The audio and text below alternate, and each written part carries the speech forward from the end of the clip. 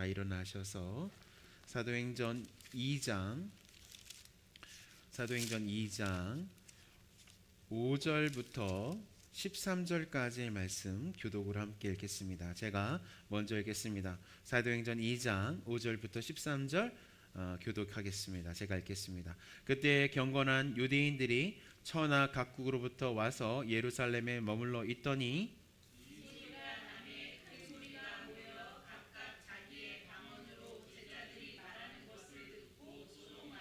다 놀라 신기하게 여겨 이르되 보라, 이 말하는 사람들이 다 갈릴리 사람이 아니냐?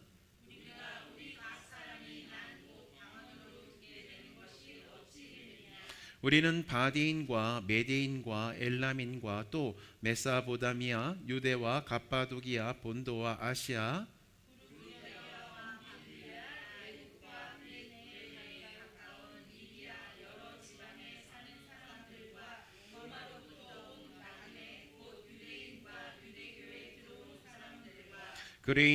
그레데인과 아라비아인들이라. 우리가 다 우리의 각 언어로 하나님의 큰 일을 말함을 듣는도다 하고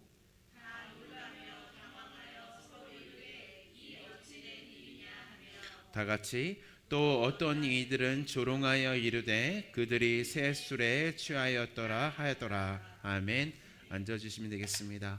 하나님 아버지 감사합니다. 하나님이 주시는 놀라운 말씀, 이 생명의 말씀을 우리 어린아이들부터 어른까지 다 이해하게 하시고 받아들이게 하여 주시고 성령 하나님이 주시는 놀라운 은혜가 하나님 쏟아질 수 있도록 주여 도와주시옵소서. 그렇게 하실 주님의 이름을 찬양합니다. 예수 그리스도의 이름으로 기도했습니다. 아멘. 우리 서로 인사했으면 좋겠어요.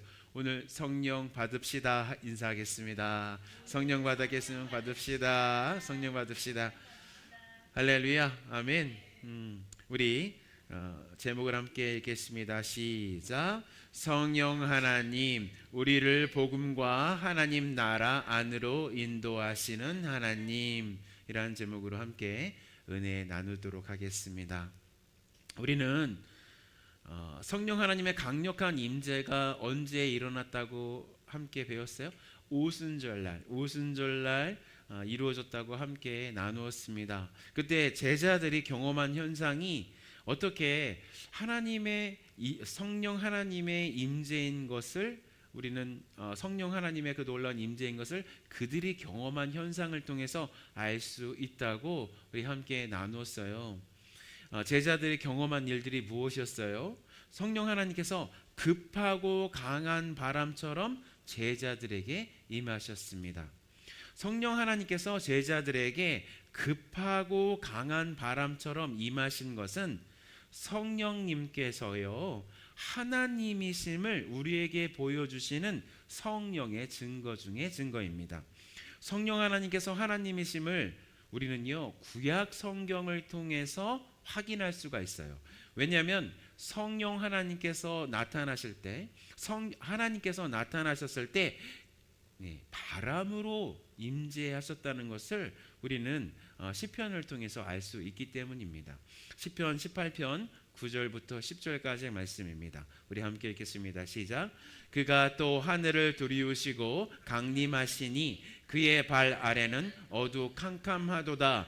구름을 타고 나심이여 바람 날개를 타고 높이 솟아오르셨도다 라고 말씀하고 있어요.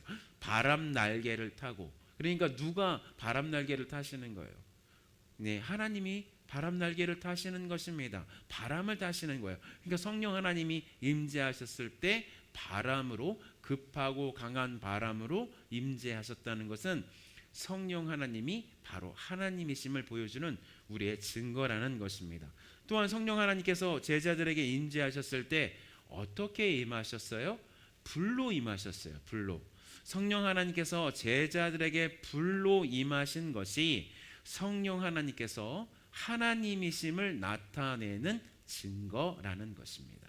출애굽기 19장 18절 말씀 저번 주에도 살펴봤는데요. 이번 주에도 한번 살펴보겠습니다. 함께 읽겠습니다. 시작. 시내산에 연기가 자욱하니 여호와께서 불 가운데서 거기 강림하심이라. 그 연기가 옹기점 연기같이 떠오르고 온 산이 크게 진동하며 라고 말씀입니다. 불 가운데서 강림하신 분이 누구십니까? 여호와 하나님이시라고 말씀하고 있어요. 그러면 성령 하나님께서 제자들에게 임했는데 불이 오는 것은, 불로 임하신 것은 당연하다는 것입니다. 또한 성령께서요 제자들에게 임재하셨을 때 성령 하나님께서는 제자들로 하여금 한 번도 배워보지 못한 언어를 하게 하신 것이요 성령 하나님께서 삼위일체 하나님이심을 보여주는 증거라는 거예요. 사람들이 언제 언어가 이렇게 갈라졌어요? 지금 우리 미국 땅에 살고 있는데 참 어른들 영어 때문에 고생하지 않아요? 참 저는 고생하고 있는데 이 사람들이요 하나님을 향한 거역의 죄를 지었기 때문에, 그러니까 바벨탑을 왜 쌓았어요? 하나님 앞에서 거역하기 위해서 바벨탑을 쌓았다는 것입니다. 그때부터 완전히 서로가 언어가 달라져서 지금 서로가 서로에게 이제 사랑을 제대로 전달하지 못하고 이렇게 갈라져서 살고 있습니다. 그런데 성령 하나님께서 임재하시니까 제자들이 어떻게 됐어요? 난곳 방언을 하게 됐다는 거예요. 이 현상을 무엇을 의미하는 것일까요? 인간의 모든 역사의 주인이 누구라는 말씀이에요? 우리 하나님이심을 우리에게 보여주는 증거 중에 증거라는 것입니다.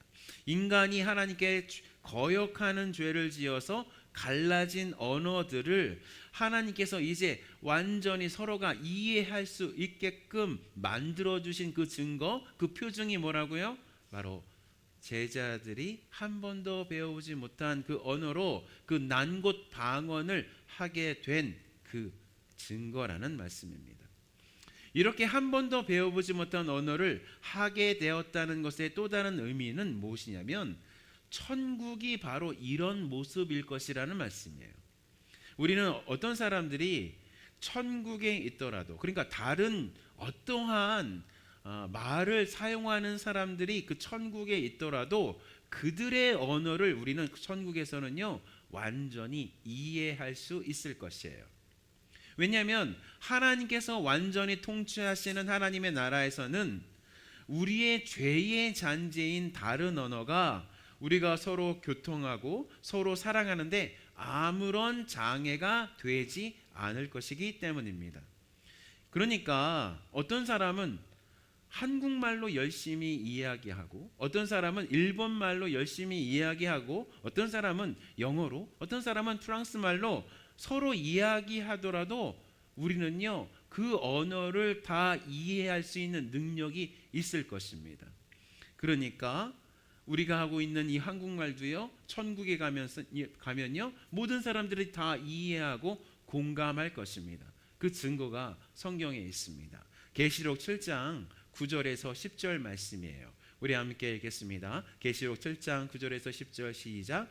이일 후에 내가 보니 각 나라와 족속과 백성과 방언에서 아무도 능히 셀 수 없는 큰 무리가 나와 흰 옷을 입고 손에 종려 가지를 들고 보좌 앞과 어린 양 앞에 서서 큰 소리로 외쳐 이르되 구원하심이 보좌에 앉으신 우리 하나님과 어린 양에게 있도다 하니라고 말씀하고 있어요. 여러분, 천국에 만약에 언어가 하나라면 사도 요한이요 천국의 예배를 미리 보고 와서 그곳에 모인 사람들이 각 나라와 족속과 백성과 방언에서 나온 무림을 어떻게 알았겠습니까? 그죠? 하나의 언어를 사용했으면 피부색으로요 어떻게 구별할 수 있겠습니까? 그러니까 각 나라와 족속과 백성과 방언에서 나온 사람들이 보좌에 앉으신 우리 하나님과 어린 양께 경배를 드릴 때 그 사람들이요 각 언어로 예배를 드리는 모습을 사도 요한이 다 보고 그것을 다 적은 것입니다. 그리고 그렇게 각각의 언어로 예배를 드려도 사람들은 다 그 의미를 알아들 수 있게 되었다는 것을요 사도 요한은 미리 요한계시록 그 7장에서 보고 이렇게 우리에게 말씀하고 있는 것입니다. 그래서 사도행전 2장에 성령의 충만함을 받은 예수님의 제자들이, 그러니까 다른 언어로 이제 말할 수 있게 되었다는 것의 의미는 무엇이냐면 그들이 뭘 맛봤다는 거예요? 천국을 맛봤다는 것입니다. 하나님의 나라를 맛본 것임을 우리는 알 수가 있다는 것입니다. 그런데 이들은 이렇게 성령의 충만함을 받고 그냥 거기 마가의 다락방에 숨어 있지 않았어요.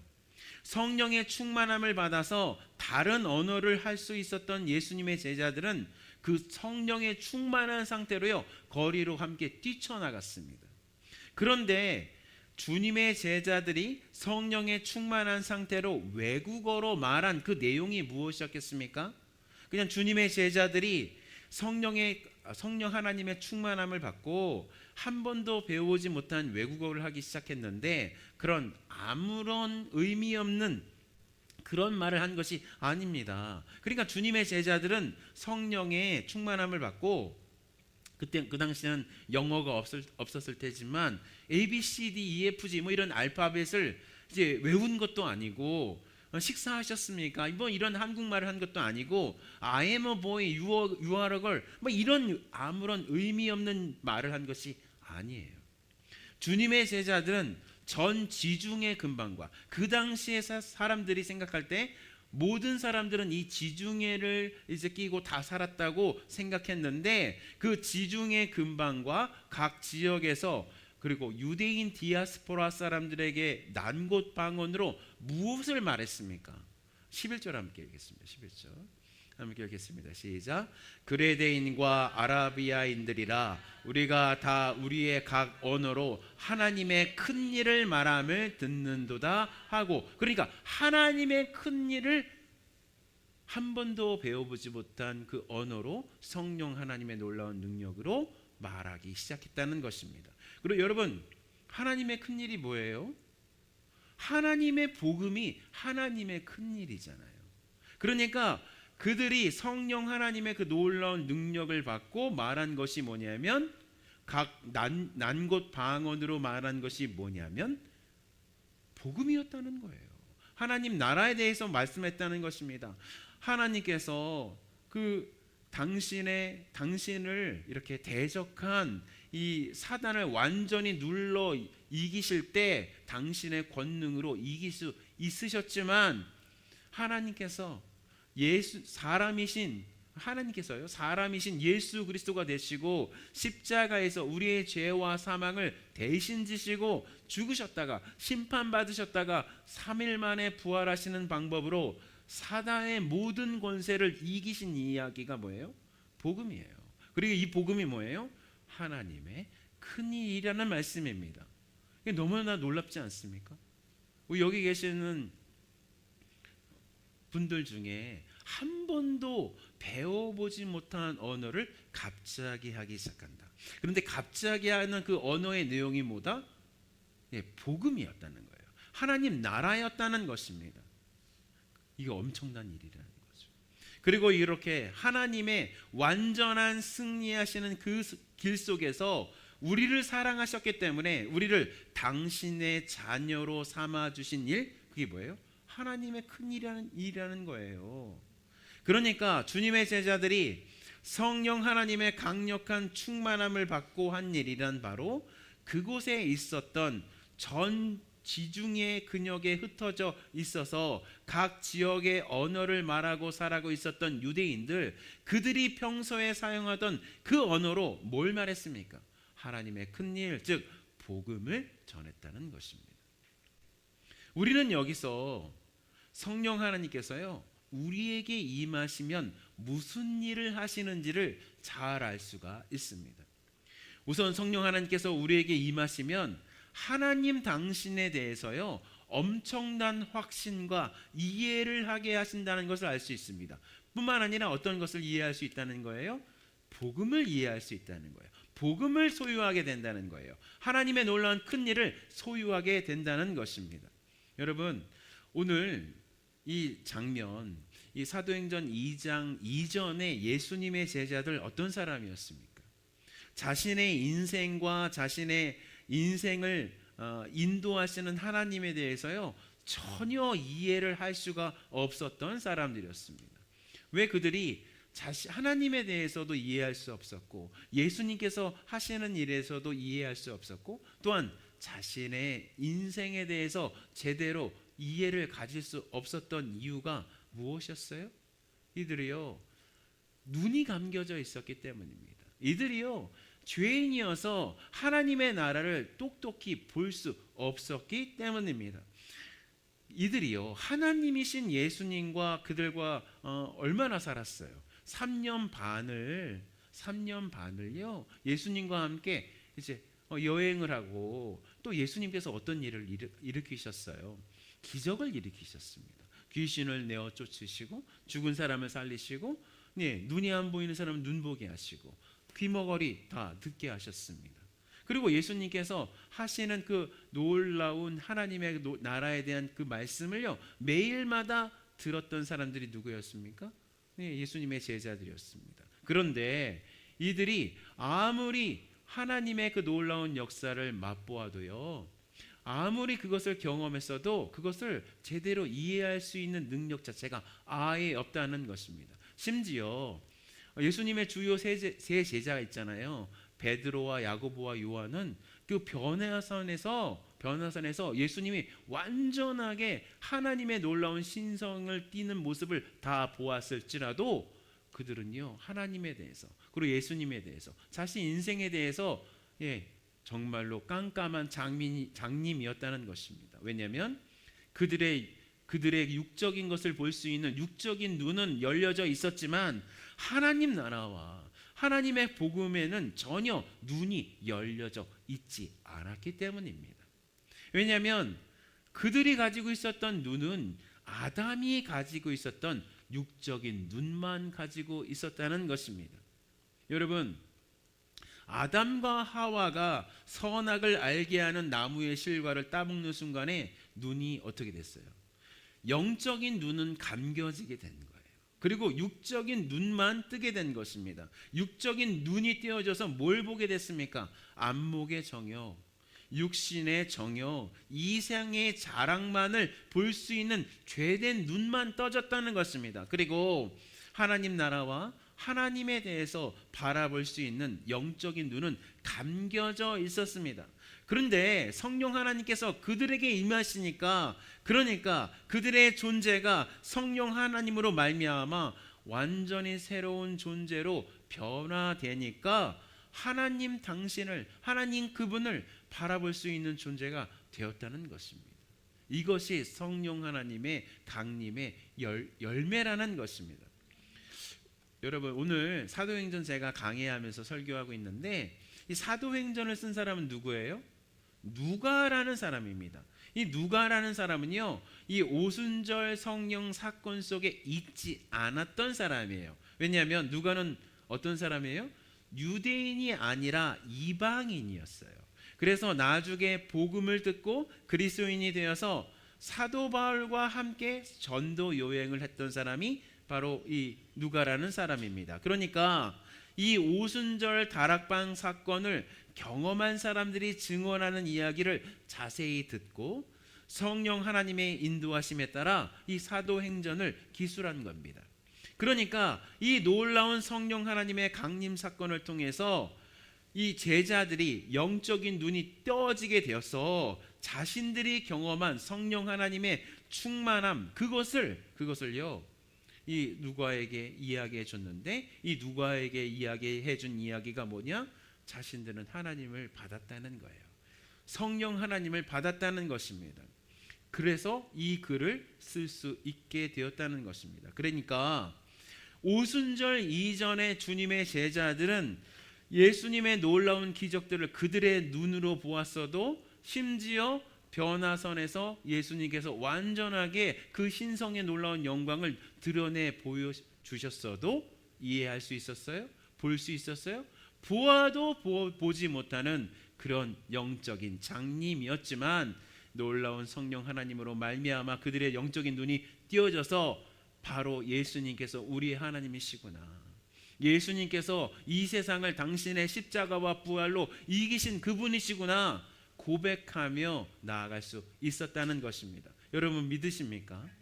그러니까 성령께서 우리에게 임하시면 무엇을 깨닫게 되냐면 예수님께서 우리의 주인이시고 우리의 창조주이시고 우리의 하나님이신 것을 제대로 볼 수 있게 된다는 거예요. 믿으십니까? 왜냐하면 성령 하나님께서 하시는 일이란 바로 예수님께서 우리의 하나님이심을 증거하시는 분이시기 때문이에요. 만약에 우리 마음속에 예수님께서 우리의 하나님으로 제대로 믿지 못하고 있어서 예수님을 하나님으로 제대로 바라보고 있지 못하다면 우리는 어떤 상태예요? 성령 하나님의 충만을 받지 못하고 있는 상태입니다. 왜냐하면 예수님께서는요 성령으로 침례를 주시는 하나님이시기 때문입니다. 누가복음 3장 16절 말씀이에요. 누가복음 3장 16절 함께 읽겠습니다. 시작. 요한이 모든 사람에게 대답하여 이르되 나는 물로 너희에게 침례를 베풀거니와 나보다 능력이 많으신 이가 오시나니 나는 그의 신발끈을 풀기도 감당하지 못하겠노라. 그는 성령과 불로 너희에게 침례를 베풀 것이요 라고 했습니다. 그러니까 우리가 성령 하나님의 충만함을 받고 성령의 침례를 받는 것은 누가 해주시는 거예요? 예수님께서 해주시는 것입니다. 그러니까 지금 우리가 성령의 놀라운 임재를 느끼고 계시고 성령의 불을 느끼고 계시고 성령의 인도하심을 정말로 잘 느끼고 있다면 그 성령을 주시는 분이 누구시라고요? 바로 예수님이시라고 말씀하고 있는 거예요. 지금 우리가 성령의 음성을 듣고 하나님의 인도하심을 받고 있다면 그 모든 음성은 누구의 음성이에요? 성자 하나님이신 우리 예수님의 음성과 인도하심이라는 거예요. 그러니까 기독교인들에게 그리스도인들에게 성령 하나님은요 있어도 되고 없어도 되고 그런 분이 아니에요. 성령 하나님을 받지 못하면 그리스도인이 아니라는 말씀입니다. 성령께서 왜 그렇게 예수님의 음성을 우리에게 알려주시고 그 모든 하나님의 임재를 예수님의 이름으로 드러나게 하실까요? 왜냐하면 성령께서는 예수님의 하나님 되심을 그 영광을 예수님의 영광을 드러내시는 분이시기 때문이에요. 그래서 성령 하나님께서 우리에게 임하시면 우리는 어떻게 돼요? 하나님을 바라볼 수 있게 되고 하나님 나라를 바라보게 된다는 말씀입니다. 누구를 통해서? 예수님을 통해서. 여러분 잘 생각하세요. 하나님 나라는 예수님이 왕이세요. 왕으로 예수님께서 왕으로 통치하시는 나라가 하나님 나라입니다. 천국입니다. 그러니까 우리가 천국을 바라보게 된다는 것은 누구를 통해서요? 성령 하나님을 통해서 예수님을 바라보게 되고 예수님 뒤에 계시는 예수님과 하나이신 성부 하나님을 삼위일체 하나님을 바라보게 된다는 말씀입니다. 믿으십니까? 우리가 지금 어떻게 우리가 성령 충만한 상태에 있는지 아니면 육적인 상태에 있는지를 알 수 있는 지표가 무엇입니까? 우리가 지금 하나님 나라와 하나님의 놀라운 복음을 우리의 영적인 눈으로 바라보고 있는지 아니면 우리의 육적인 눈만 떠져서 자신이 원하는 것만을 바라보고 있는지가 그 기준입니다. 지금 우리의 생각을 지배하고 있는 생각이 무엇입니까? 하나님 나라와 복음입니까? 하나님입니까? 아니면 이 세상에 속한 그런 일인가요? 만약에 우리가 스트레스를 받는 지점을 잘 살펴보면 우리가 성령의 충만함 가운데 있는지 아닌지를 잘 알 수가 있어요. 하나님의 사람인지 아니면 그냥 세상에 속한 사람인지를 잘 알 수가 있습니다. 만약에 우리가 이 세상의 것들 때문에 스트레스를 이 세상의 것들 때문에만 우리가 스트레스를 받고 있다면 우리는 영적인 눈이 떠진 것이 아니라 아직도 육적인 눈만 떠진 것입니다. 우리가 만약에 기분이 나빠지는 것이 우리의 마음이 상한 것이 하나님 나라와 복음이 잘 전해지지 않는 것이 아니라 하나님을 잘 모르는 것 때문에 마음이 상하는 것이 아니라 나 자신이 무시당하고 내가 이 세상의 것들을 추구하는데 잘 좌절되고 그런 것 때문이라면 우리는 아직도 영적인 눈이 떠진 것이 아니라 아직도 육적인 눈만 떠진 상태인 것이에요. 우리 자녀들에게 하나님을 더욱더 잘 보기 위해서 나 자신도 그렇게 노력하고 있고, 그렇게 하나님과 복음에 대한 말을 하고 또한 그런 행동을 하고 또 복음에 기초한 결정을 하고 있는지를 살펴보면 내가 지금 바라보고 있는 것이 하나님 나라인지 이 세상인지를 잘 알 수가 있는 것입니다. 여러분, 우리의 신앙도 마찬가지입니다. 우리는 얼마나 우리 스스로를 포장하고 있는지 여러분 그걸 발견하면 참으로 놀랍습니다. 우리의 신앙은 두 가지 신앙으로 나눌 수 있습니다. 첫 번째는요, 나의 이익을 위한 신앙입니다. 그러니까 내가 예수님을 믿어도 내가 복을 받기 위해서, 내가 천국 가기 위해서, 나의 마음의 안정을 위해서 예수님을 믿는 신앙이 있습니다. 그러니까 주일 예배에 나오는 것도 나의 신앙의 양심을 위한 것이고, 주일에 교회에 와서 교회 식구들과 함께 있는 것도 나의 영적인 즐거움, 나의 이익을 위해서 오는 것입니다. 이 신앙은요, 나의 이익이 중심이 되는 신앙입니다. 그런데 성령 하나님을 우리가 받아들이면, 성령의 충만함을 받으면 우리는 나의 이익 중심의 신앙이 아니라 하나님 나라 중심의 신앙이 된다는 거예요. 그러니까 나의 양심, 내가 조금 더 경건한 그리스도인이 되고 싶어하는 그런 마음, 그런 것, 나의 영적인 기쁨을 위해서 그렇게 신앙생활하는 것이 아니라 예수님께서 십자가와 부활과 승천과 성령 강림으로 완성하신 하나님 나라에 나의 행동과 나의 기도와 나의 재정 사용과 나의 결정을 집어넣는 그런 신앙이 된다는 거예요. 믿으십니까? 그러니까 내가 중심이 아니라는 거예요. 하나님의 중심의 신앙으로 변화되어서 하나님께서 하라고 말씀하시는 것을 그대로 듣고 그대로 순종하는 신앙. 그 신앙이 뭐예요? 하나님 나라 중심의 신앙이라는 거예요. 하나님 중심의 신앙이라는 것이요. 이 신앙을 어떻게 이룰 수 있다고요? 성령 하나님의 충만하심을 통해서 그대로 이루어질 수 있다는 말씀입니다. 그러니까 성령 하나님께서 우리에게 임하시면 우리는 어떤 일을 하게 되냐면 우리의 일을 하게 되는 것이 아니라 하나님 나라의 일을 하게 된다는 말씀입니다. 그 중에 어떤 일을 하게 된다고 말씀하고 있습니까? 오늘 본문에서 분명히 말씀하고 있는 것이 무엇입니까? 복음을 전하게 되어 있다는 거예요. 지금 말씀의 현장 속에 등장하는 사람들은 그 당시 전 세계에 흩어지고 있었던 유대인들이었어요. 그들은 전 세계 속에서 살면서 적어도 1년에 6월절과 오순절 기간에는 예루살렘에 와서 하나님께 제사를 드리려고 했습니다. 그들이 그의 풍습이었습니다. 그러니까 하나님께서 성령 하나님을 제자들에게 강림하게 하셔서 그 전 세계에 살고 있었던 그 유대인들에게 그들의 난 곳 방언으로 복음을 전하게 하신 이유는 전 세계에 하나님의 복음을 전하신 것과 같습니다. 이해되십니까? 그러니까 성령 하나님께서 우리에게 임하시면 우리는 우리가 소유한 복음을 전할 수밖에 없다는 거예요. 하나님 나라를 전할 수밖에 없다는 것입니다. 그러니까 우리 곁에 있는 사람에게나 전 세계에 있는 사람들에게 복음을 전할 수밖에 없다는 것입니다. 그래서 그리스도인들에게는 선교가 선택이 아니라 필수라는 거예요. 복음 전도가 선택이 아니라 필수라는 것입니다.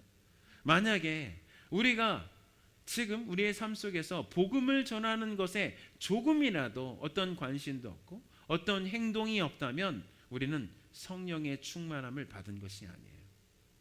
왜냐하면 성령의 충만함을 받았다면 반드시 누굴 바라보게 돼요? 하나님을 바라보게 되어 있고 하나님 나라를 바라보게 되어 있고 하나님께서 써내려가신 이 복음의 위대함을 깨닫고 다른 사람에게 전할 수밖에 없다는 말씀이에요. 오늘 본문에서 분명히 성령께서 임하시니까 우리의 생각을 뛰어넘는 그런 일을 성령께서는 하셨다는 것을 우리는 알 수가 있습니다. 어떻게 하셨어요? 급하고 강한 바람처럼 임하셨고 불처럼 임하셨고 난곳방언으로 임하신 것, 우리의 생각과 우리의 한계를 뛰어넘으셔서, 그러니까 초자연적으로 임하신 것입니다. 믿으십니까? 그러니까 성령 하나님께서 임재하셨을 때는 자연적으로 임재하신 것뿐만 아니라 초자연적으로 임재하신다는 것을 우리는 알아야 돼요. 그런데 만약에 그들의 시선이 하나님 나라가 아니라 이 세상의 것들에게만 고정되어 있다면, 그래서 전혀 하나님에 대해서 바라보지 않고 있고 전혀 복음도 전하고 있지 않다면, 그러니까 이런 모든 현상이 일어났는데도 불구하고 이렇게 아무런 변화도 없고 그냥 그런 현상을 그냥 즐거워하고, 이런 현상이 일어났어, 거기에만 머물러 있다면 그 성령 충만함 받은 것입니까? 그렇지가 않다는 거예요. 그들은 어떤 사람들은 그런 신비적인 현상을 쫓는 사람들이 있습니다. 그런데 그런 신비적인 현상을 쫓아서 그것을 경험할 수도 있지만, 만약에 그 사람 가운데 하나님과 하나님 나라와 그 어떠한 그 변화가 없다면요, 그 사람은요 전혀 하나님과 관련이 없는 사람이라는 거예요. 그런데 만약에 어떤 사람이 급하고 강한 바람과 불과 난곳 방언을 경험하지도 않았는데 그냥 말씀을 읽는데 조용하게 그 말씀이 다 믿어지고 말씀 속에서 말씀하시는 하나님을 바라보고 하나님을 사랑해주고 그 말씀에서 강조하고 있는 복음을 전하는 일을 하고 있다면, 그 사람 어떤 사람이에요? 성령 충만함 받은 사람입니까? 성령 충만함 받지 못한 사람입니까? 분명히 그 사람은 성령의 충만함을 받은 사람이라는 말씀입니다. 그러니까 제가 무슨 말씀을 드리는 건가요? 현상이 중요한 것이 아니라 성령 하나님으로 말미암은 마음의 변화, 삶의 변화, 영적인 변화, 선교에 대한 헌신, 전도에 대한 헌신, 그 자체가 중요하다는 말씀입니다. 그렇지만 제가 다시 돌아와서, 그렇지만 성령 하나님께서 어떤 사람에게 임하시면 반드시 그 사람에게 증거가 드러나게 되어 있다는 거예요.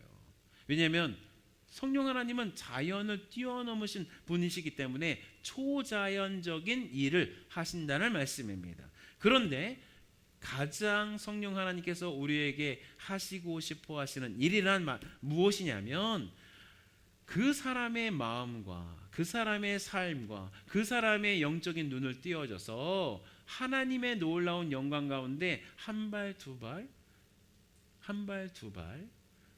멈추지 않고 끊임없이 그곳으로 달려나가게 만드신다는 말씀입니다.